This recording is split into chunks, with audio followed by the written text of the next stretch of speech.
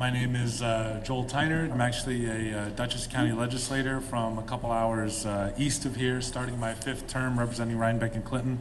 I'm 48 years old.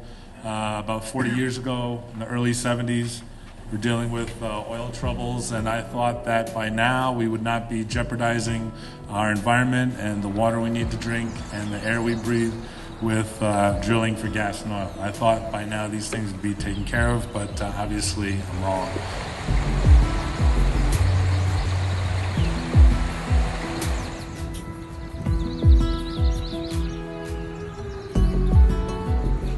Four years ago, I started a petition against fracking. 1,100 people have signed on to that across the state. It's petitiononline.com/no drill with a capital N and a capital D. Everything else is lowercase. A couple numbers. I like to share fact, tidbits and nuggets. I've been taking notes on what everybody's been saying. I learned a lot today. I'm not sure if anybody else brought up these two numbers, 1,000 and 270. ProPublica has documented 1,000 different cases of wells being contaminated across the country from fracking. 1,000 different cases of drinking wells being contaminated from fracking across the country.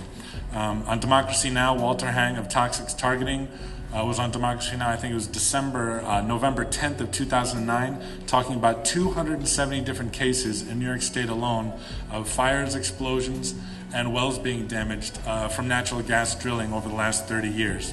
So I think a number of us have been on this issue for a while, and we've heard over and over again that, well, you know, natural gas drilling, it's been in New York State for decades. Right? Everything's fine.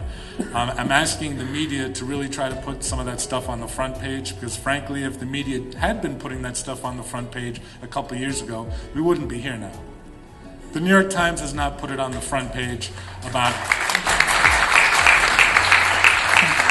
The New York Times has not put it on the front page about ProPublica documenting 1,000 different cases of wells being contaminated by fracking. That hasn't hit the front page of any newspaper as far as I know. The 270 different cases of fires and explosions and wells being damaged from natural gas drilling in New York State as it is right now, that hasn't hit any newspaper as far as I know. I'm asking, begging, and pleading, and yes, I'm demanding that the media here start putting this on the front page of the paper. Thank you to the folks that are here from the media, but that stuff needs to be on the front page.